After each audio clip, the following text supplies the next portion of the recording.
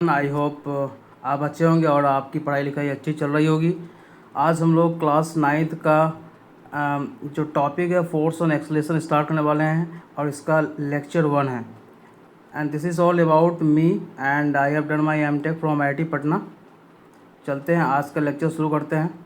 आज का लेक्चर का जो कंटेंट है वो है force, resultant force, balance and unbalance force, some common forces, normal force, contact force, friction force, force exerted by a spring, force exerted by a string and weight। चलिए study करते हैं एक के बाद एक।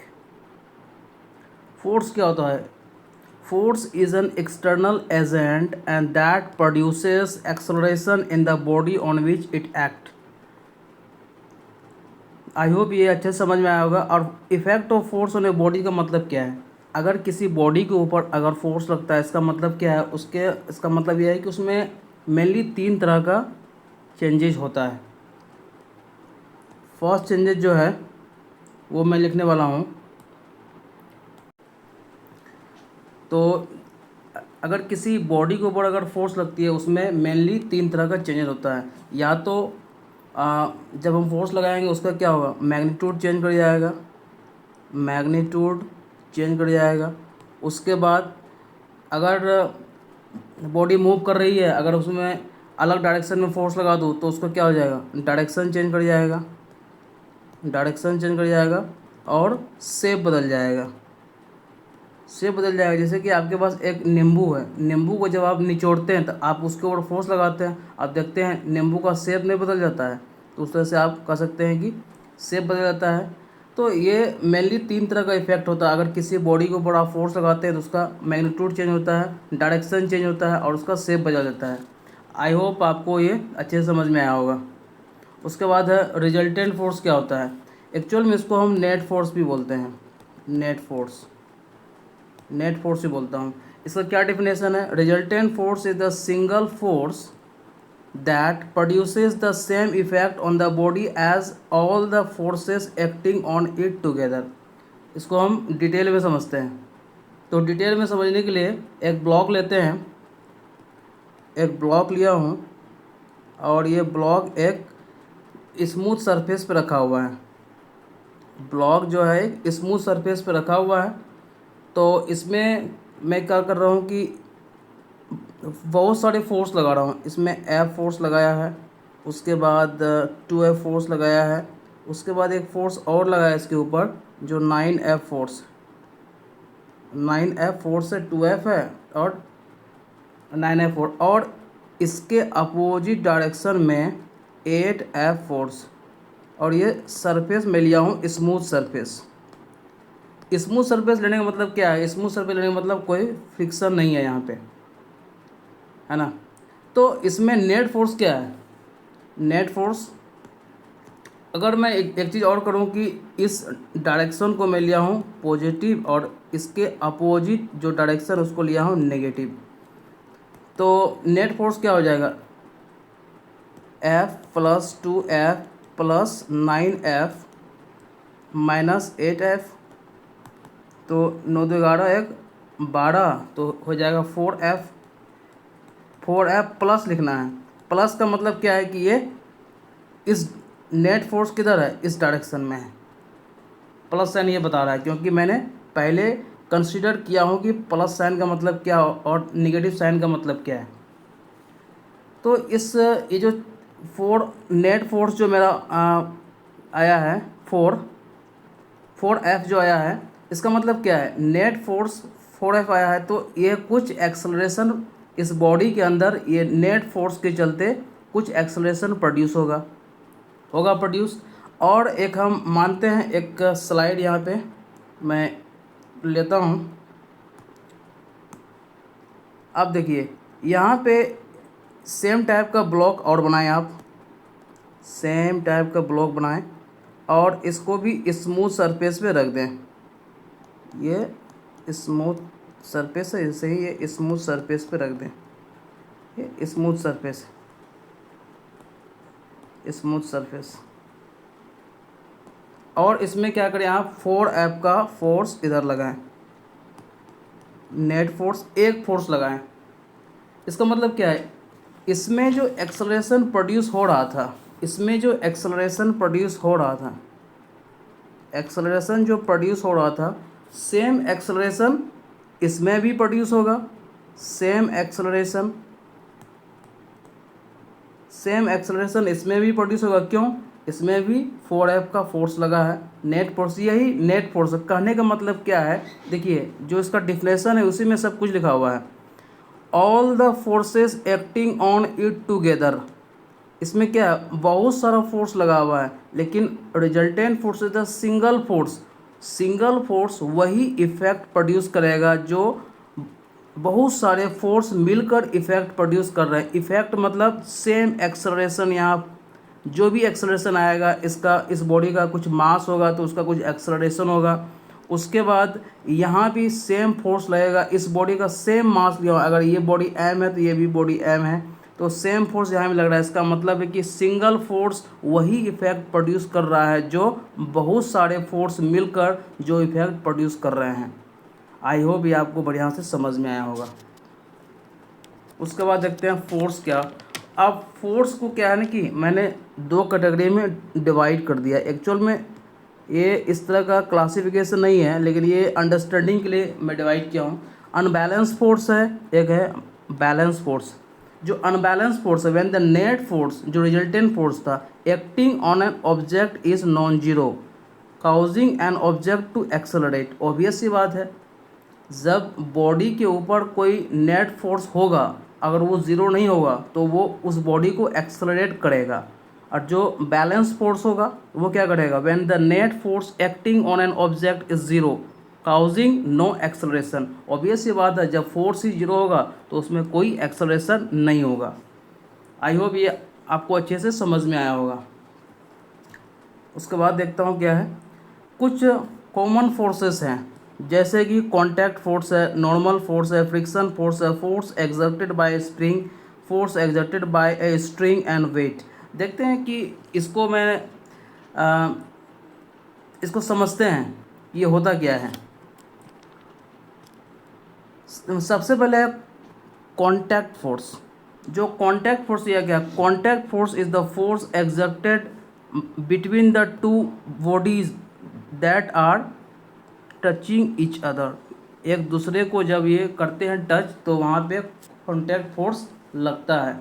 इसका मतलब क्या है, बॉडी करेंगे टच तब यहाँ पे कॉन्टैक्ट फोर्स होगा डेवलप। इसका मतलब है कि फोर्स, इसका एग्जांपल क्या हो सकता है, force by the wind, force by the wind, force by the wind हो सकता है। उसके बाद क्या हो सकता है, जैसे कि आप हेड में लेके रहते हैं ना कुछ, तो force exerted, force exerted by a load on the head of a porter, by a load on the head of a porter। तो इसमें जो फेमस एग्जांपल वो क्या हो सकता है, फोर्स बाय द विंड। आप देखते हैं, आप कहीं खड़े रहते हैं तो विंड जब स्पीड बहुत ज़्यादा रहता है तो आपको मारता है धक्का। इसका मतलब विंड जब आपके कांटेक्ट में आता है तो आपको मारता है धक्का, तो वही कांटेक्ट फोर्स हुआ। आई होप ये आपको बढ़िया समझ में आया होगा कांटेक्ट फोर्स क्या होता है। उसके बाद है नॉर्मल फोर्स। नॉर्मल फोर्स क्या होती है कि इसका क्या डिफिनेशन है, if the contact force between two bodies are perpendicular to the surface in contact, the forces are called normal forces। इसको हम किस तरह समझ सकते हैं, इसमें इसको समझने का एक फेमस एग्जांपल क्या है। एक एग्जांपल लेता हूँ, जैसे कि आप अपने हाथ में बुक को रखे हुए हैं, जैसे आपका एक हैंड है, फिगर बनेगा नहीं बढ़िया, आपका ये हैंड है, आपका ये हैंड है, हैंड के ऊपर आप रखे हुए हैं बुक, आप रखे हुए हैं बुक रखे हैं। इसका मतलब क्या, ये आपका हैंड है और ये बुक है।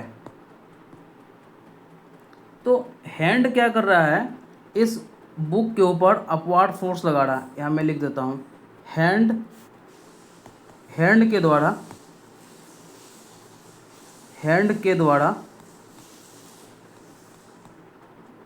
बुक के ऊपर अपवार्ड फोर्स, और जो बुक है वो क्या कर रहा है, हैंड के ऊपर डाउनवर्ड फोर्स लगा रहा है। बुक हैंड के ऊपर डाउनवर्ड फोर्स लगा रहा है, डाउनवर्ड फोर्स अप्लाई कर रहा है, अप्लाई कर रहा है। इससे आपको ये बढ़िया समझ में आएगा कि नॉर्मल फोर्स क्या होता है। देखिए हैंड क्या है, ऊपर लगा रहा है फोर्स, और जो बुक हैंड के ऊपर रखा हुआ है वो क्या कर रहा है, नीचे फोर्स लगा रहा है ना। तो और ये क्या है कि two bodies are perpendicular to the surface in contact. जो कांटेक्ट सरफेस है, जो फोर्स लग रहा है, ये क्या कर रहा है, इसके परपेंडिकुलर ही तो है।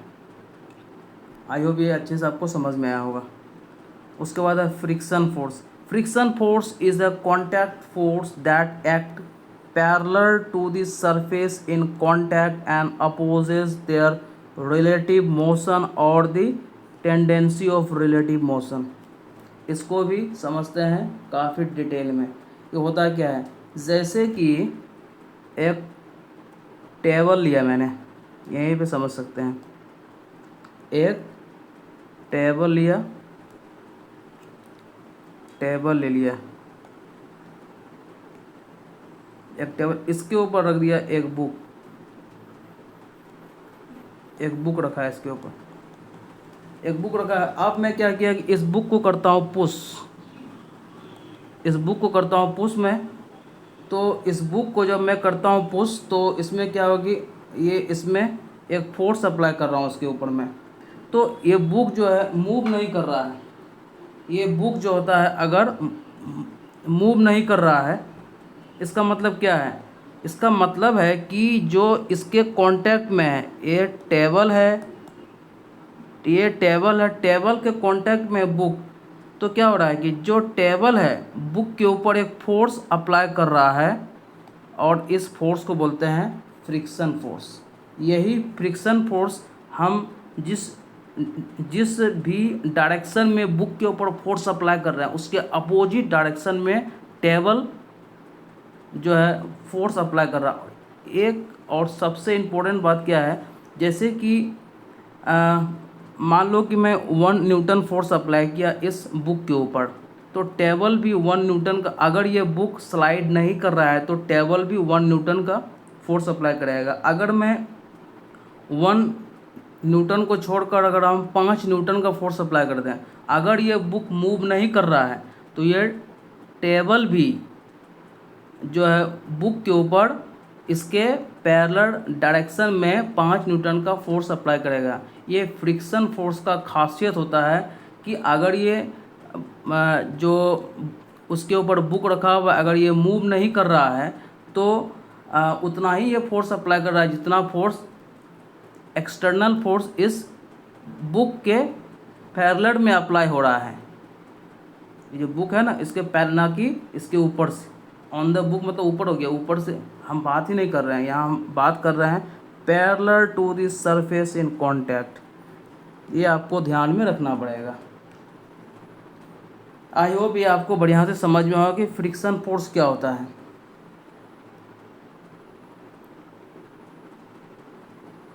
उसके बाद force exerted by the spring के द्वारा फोर्स कितना एक्सर्ट किया जा रहा है। तो इसमें हम क्या समझ रहे हैं ना, इसमें हम ये समझते हैं कि मान लो कि यार इसमें 3 एग्जाम्पल मैं लेता हूँ, और 3 एग्जाम्पल के द्वारा मैं ये बताना चाहता हूँ कि उस ब्लॉक के ऊपर फोर्स किधर अप्लाई हो रहा है। ठीक है, स्प्रिंग के द्वारा ही फोर्स अप्लाई होगा ना, force exerted by the spring है तो स्प्रिंग के द्वारा ही। ब्लॉक मतलब देखते हैं कि 2 ब्लॉक को स्प्रिंग से हम जोड़ देते हैं। एक ब्लॉक ये है और इसको क्या किया मैंने, स्प्रिंग से जोड़ दिया। तो अभी इसको मैं ना ही खींचा हूँ ना ही कंप्रेस किया हूँ, तो इसका मतलब ये अभी क्या है, नेचुरल लेंथ पे है, नेचुरल लेंथ है इसका। अभी इसका लेंथ कैसा है, नेचुरल लेंथ है। तो इसमें ब्लॉक के ऊपर जब ये नेचुरल ए ब्लॉक है और ये बी ब्लॉक है, जब ये नेचुरल लेंथ में है तो इस ब्लॉक के ऊपर कोई फोर्स नहीं लगेगा। इसका मतलब no force on any block, on any block. इसका मतलब ब्लॉक ए या ब्लॉक बी अगर ये नेचुरल लेंथ में है कोई फोर्स नहीं लगेगा। लेकिन एक स्लाइड में ऐड करता हूँ यहाँ पे,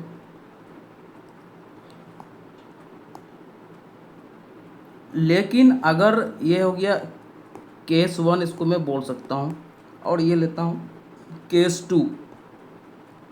केस टू में क्या है, केस 2 में यह है कि अगर मैं इसको स्ट्रेस्ड कर दिया, ब्लॉक ये है, इसको मैं क्या किया, स्ट्रेस कर दिया, स्ट्रेस भी तो कर सकता हूँ इसको, तो ये क्या है, स्ट्रेस्ड कर दिया, स्ट्रेस्ड है ये। स्ट्रेस जब कर दिया तो स्प्रिंग इस ब्लॉक के ऊपर फोर्स किधर लगाएगा, इस डायरेक्शन में लगाएगा। भाई आप इसको कहेगा कि भाई हमको जो ओरिजिनल अवस्था है उसमें ले चलो, तो इसके ऊपर किधर फोर्स लगाएगा, इधर फोर्स लगाएगा। तो फोर्स ऑन, ये देखिए क्या है, फोर्स ऑन ब्लॉक बी, और ये क्या, फोर्स ऑन ब्लॉक ए। ये इसका इधर डायरेक्शन, इसका इधर डायरेक्शन होगा। अगर यही चीज़ केस 3 में देखूँ मैं, केस 3 में अगर मैं इसको देखूँ क्या होगा, एक ब्लॉक है, ये स्प्रिंग से कनेक्टेड है, सॉरी इसको मैं थोड़ा सा ऐसा नहीं, स्प्रिंग से कनेक्टेड है, ये इसको मैं क्या किया हूँ, कंप्रेस कर दिया हूँ, ए और बी इसको कंप्रेस कर दिया हूँ, जो नेचुरल लेंथ था उससे छोटा कर दिया हूँ। यहाँ पे स्टेज मतलब उससे कर दिया था बड़ा, इसको मैं नेचुरल लेंथ से कर दिया हूँ छोटा। जब नेचुरल लेंथ से छोटा किया हूँ तो कहेगा ना कि ये स्प्रिंग कहेगा भाई हमको नेचुरल लेंथ की तरफ जाना है, तो इस ब्लॉक के ऊपर फोर्स लगेगा इस डायरेक्शन में, इस डायरेक्शन में ब्लॉक के ऊपर फोर्स लगेगा अगर ये स्प्रिंग कंप्रेस्ड है, अगर ये स्प्रिंग कंप्रेस्ड स्प्रिंग है तो फोर्स ऑन बी और ये force on A. I hope ये आपको अच्छे से समझ में आया कि स्प्रिंग के द्वारा फोर्स जो एग्जर्ट होता है वो किस किस डायरेक्शन में होता है, हम यही बताने का प्रयास किए यहाँ पे। आई होप ये आपको अच्छे से समझ में आया होगा। चलिए नेक्स्ट फोर्स क्या है, force exerted by a string. String के द्वारा फोर्स किधर एग्जर्ट होगा, इसका मतलब क्या है, the magnitude of the force exerted by a string on the object tied to it is called tension. इसको टेंशन भी बोलते हैं। जैसे इसका एक फेमस एग्जांपल आपको एक एग्जांपल में देता हूँ, जैसे कि एक स्ट्रिंग है, एक स्ट्रिंग है, इसमें क्या किया हूँ कि एक ब्लॉक में 5 kg का या m kg का कोई ब्लॉक है, इसको मैं लिख दिया हूँ, ठीक। ये ब्लॉक है, इसका मास है 5 m kg, इस तरह का है। तो ये स्ट्रिंग क्या करता है ना, इस मास को ऊपर की तरफ खींचने का प्रयास करता है, तो ये T हो गया इसका टेंशन। तो स्ट्रिंग क्या करता है, ये मैं लिख रहा हूँ यहाँ, स्ट्रिंग करता हूँ, स्ट्रिंग पुल्स द मास, ये जो एक ब्लॉक है, pulls the block in upward direction.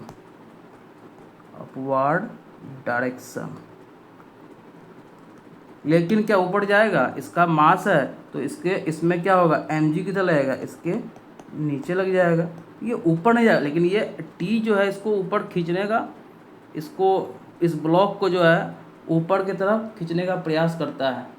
तो इसमें मैं क्या लिख सकता हूँ, ये हो गया क्या, mg क्या हो जाएगा, तो वेट अभी आएगा। जैसे ये एक टॉपिक है, इसमें आएगा वेट क्या होती है। तो इसमें जो है ये हम देख सकते हैं इस तरीके से। तो इसमें मैं ये देख सकता हूँ कि स्ट्रिंग के द्वारा फोर्स के, एक्चुअल में स्ट्रिंग जो लगाता है ना वो होता है टेंशन ही। आपको ये बढ़िया समझ में आया होगा। उसके बाद हम देखते हैं वेट क्या होती है। Weight the force exerted by the earth on the body is called the weight of the body towards this. और ये इसमें जो फोर्स अर्थ लगाता है वो किधर लगाता है, towards the centre of the earth, that is vertically downward direction. इसको बोलते हैं W equals to mg। Sorry इसमें 3 लाइन नहीं होगा, ये mg हो गया, W equals to mg।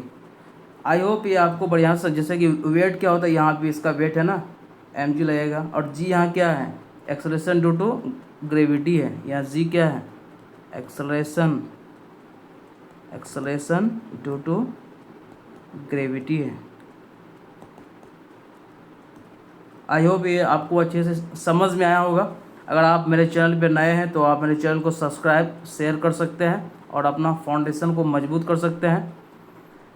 Thank you so much. जय हिंद।